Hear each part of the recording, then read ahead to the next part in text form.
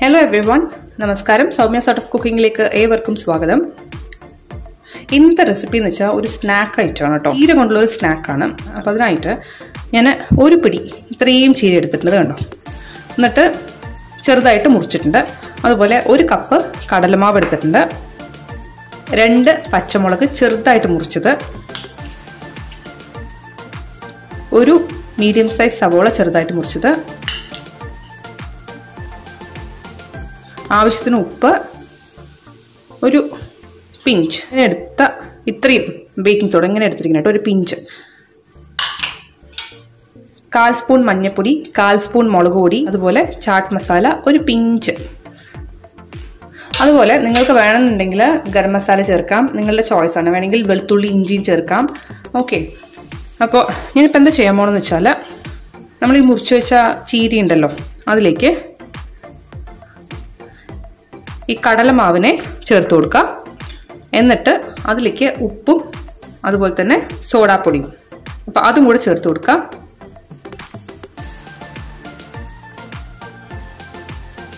ഇനി ഇതിലേക്ക് സവോള, ഞാൻ ഒന്നും സോട്ട് വഴറ്റോ ഒന്നും ചെയ്യുന്നില്ല. നിങ്ങൾക്ക് വേണമെന്നുണ്ടെങ്കിൽ ഇതെല്ലാം കൂടെ വഴറ്റിയ ശേഷം, അതായത് ചീരയും വെളുത്തുള്ളി, ഞാൻ പറഞ്ഞില്ല വെളുത്തുള്ളി ഇഞ്ചിയും ചേർക്കാൻ വേണമെങ്കിൽ, അപ്പോൾ ചീരയും വെളുത്തുള്ളി ഇഞ്ചിയും അതുപോലെ സവോളയും എല്ലാം കൂടെ വഴറ്റിയ ശേഷം നിങ്ങൾക്ക് വേണമെങ്കിൽ കടലമാവിൽ ചേർക്കാം, അങ്ങനെയും ചെയ്യാം കേട്ടോ. ഇതിൽ ഞാൻ വെളുത്തുള്ളി ഇഞ്ചിയും ചേർത്തിട്ടില്ല. ആദ്യം നമ്മൾ വെള്ളമൊന്നും ചേർക്കാതെ മിക്സ് ചെയ്യാം.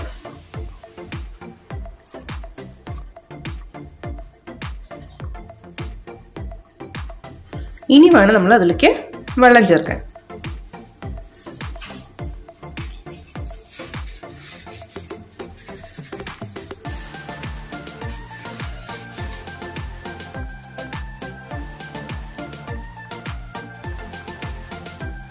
ഇതിലേക്ക് കടലമാവ് കുറച്ച് പോരാ തോന്നുന്നു, ഇത്തിരിയും കൂടി ചേർത്ത് കൊടുക്കണം.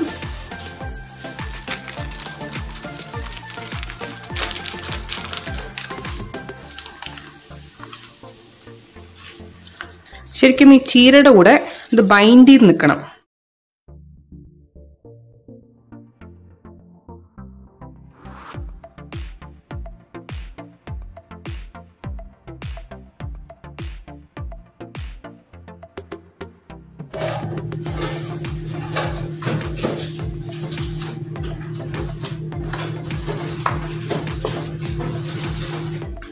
ഞാനിപ്പോൾ നന്നായിട്ട് മിക്സ് ചെയ്ത് വെച്ചിട്ടുണ്ട്. ഇനി എന്താ ചെയ്യേണ്ടത് വെച്ചിട്ടുണ്ടെങ്കിൽ, ഇനി ഒരു അരമണിക്കൂർ വെച്ച ശേഷം ഇതിലൊന്ന് എണ്ണയിലിട്ടെടുക്കാം. ഞാനിപ്പോൾ ഒരു പാനിൽ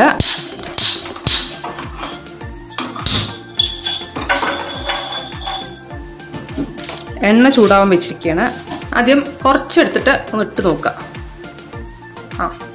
ഇനി ഇതിലേക്ക് ഇങ്ങനെ പിച്ചിടണം. ഇരുമ്പ് ചീഞ്ചട്ടിയാണ് നല്ലത് കേട്ടോ, അതാകുമ്പോൾ ഈവൺ ആയിട്ട് കിട്ടും.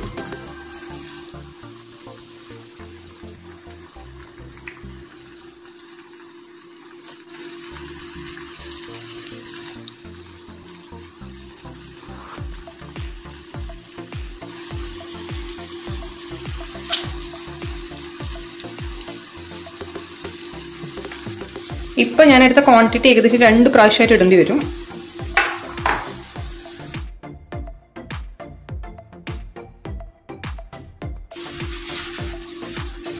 മീഡിയം ഫ്ലെയിമിൽ വെക്കണം കേട്ടോ, ഒരുപാട് ഹൈയിലും വെക്കരുത്, എന്നാൽ ഒരുപാട് ലോ ആവരുത്. ലോയിൽ വെച്ചാൽ പൊക്കോടയ്ക്ക് കളർ ഉണ്ടാവില്ല. എന്നാൽ മീൻ ടൈം ഹൈയിൽ വെച്ചാൽ പെട്ടെന്ന് കരിഞ്ഞു പോവുകയും ചെയ്യും.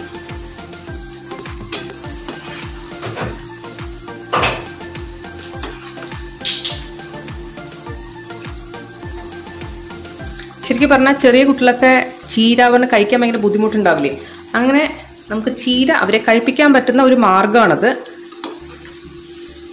നല്ല ടേസ്റ്റി റെസിപ്പിയാണല്ലോ, കഴിച്ചോളൂ അവരത്. ഇതുപോലെ തന്നെ നമുക്ക് ചീര ഇഡ്ഡലിയും ചീര ദോശയും ഒക്കെ ഉണ്ടാക്കാം കേട്ടോ. എനിക്ക് സമയം കിട്ടാന്നുണ്ടെങ്കിൽ ഞാൻ അപ്ലോഡ് ചെയ്യാം ചീര ഇഡ്ഡലിയും ചീര ദോശയുടെയൊക്കെ റെസിപ്പീസ്. ഇത് നല്ല വെള്ള കളർ ആയിരിക്കില്ല, ലേശം ഗോൾഡൻ ബ്രൗൺ കളർ ആവുമ്പോഴേ എടുക്കാൻ പറ്റുള്ളൂ.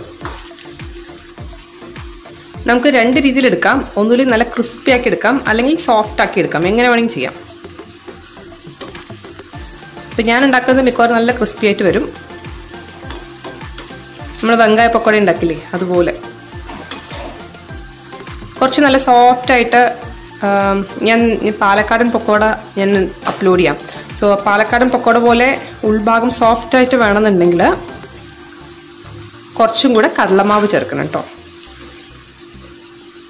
ഞാനിപ്പോൾ ആദ്യം 1 കപ്പ് കാണിച്ചതെങ്കിൽ കൂടിയിട്ട് പിന്നെയും നമ്മൾ 1 കപ്പും കൂടെ ചേർക്കേണ്ടി വന്നു.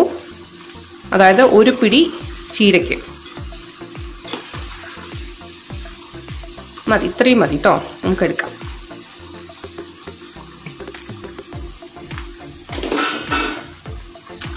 നല്ല ക്രിസ്പി ആയിരിക്കും ഇത്.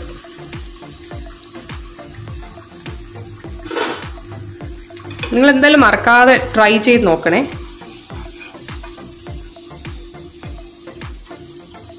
ഉറപ്പായിട്ട് നിങ്ങൾക്ക് ഇഷ്ടപ്പെടും. അങ്ങനെ വലിയ പണിയൊന്നുമില്ലല്ലോ, പെട്ടെന്ന് ഉണ്ടാക്കാൻ പറ്റുന്നൊരു സാധനമല്ലേ ഇത്.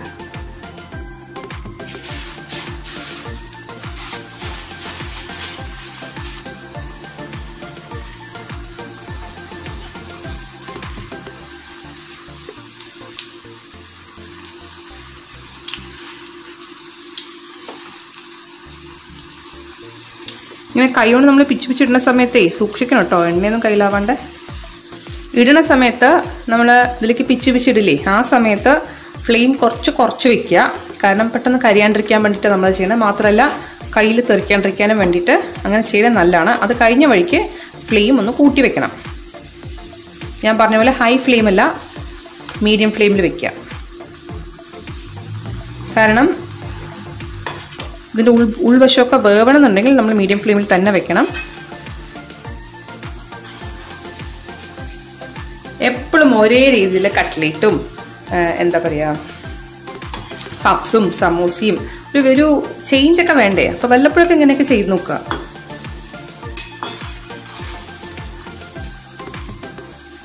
ഒന്ന് ഏകദേശം വെന്ത് കഴിഞ്ഞിട്ടുണ്ടെങ്കിൽ ഫ്ലെയിം ഒന്ന് നന്നായിട്ട് കൂട്ടിയിട്ട് ഒരു എന്താ പറയുക ഒരു ഗോൾഡൻ ബ്രൗൺ കോട്ടിങ് വരുന്നവരെ നന്നായിട്ടൊന്ന് ഫ്രൈ ചെയ്തെടുക്കുക.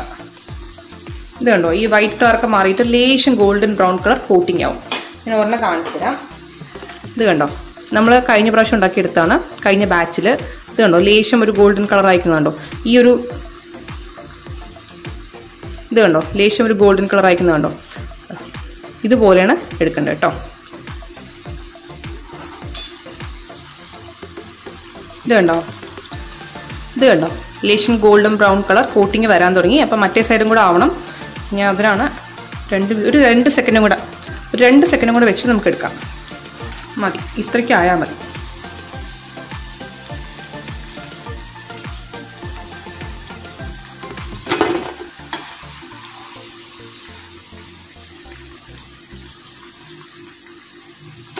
നമുക്ക് ഈ ചീര ബോണ്ടയുണ്ടല്ലോ, ബാംഗ്ലൂരൊക്കെ സ്ഥിരമായിട്ട് എല്ലാ ചെറിയ ചെറിയ കടകളിലും കിട്ടും. വൈകുന്നേരം ആയിക്കഴിഞ്ഞാലും ഇതവിടെ ഭയങ്കര ഫേമസ് ആണ്.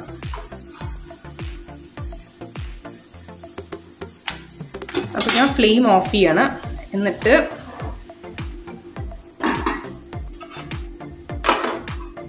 ഇത് കണ്ടോ,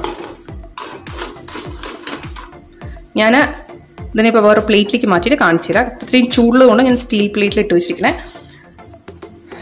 പിന്നെ അപ്പോൾ എല്ലാവരും ട്രൈ ചെയ്ത് നോക്കണം. ട്രൈ ചെയ്ത് നോക്കിയിട്ട് ഇഷ്ടപ്പെടാമെന്നുണ്ടെങ്കിൽ സബ്സ്ക്രൈബ് ചെയ്യാൻ മറക്കരുത്. അതുപോലെ തൊട്ടടുത്തുള്ള ബെല്ലൈക്കൺ കൂടെ എനേബിൾ ചെയ്യാന്നുണ്ടെങ്കിൽ ഞാൻ ഉണ്ടാക്കുന്ന പുതിയ റെസിപ്പീസിൻ്റെ നോട്ടിഫിക്കേഷൻ നിങ്ങൾക്ക് കിട്ടുന്നതായിരിക്കും. ഞാനതിൻ്റെ ക്ലോസ് ലുക്ക് ഇപ്പോൾ കാണിച്ചു തരാം. അപ്പോൾ നാളൊരു പുതിയ ഡിഷായിട്ട് വീണ്ടും കാണാം. അതുവരെ ബൈ, ടേക്ക് കെയർ. ഇതാണ് ചീര ബോണ്ടയുടെ ക്ലോസ് വ്യൂ. നമുക്ക് ചീര ബജ്ജിന്നോ ബോണ്ടാന്നോ എന്ത് വേണമെങ്കിലും പറയാം കേട്ടോ. അപ്പോൾ ഇതാണ് സംഭവം, കണ്ടോ.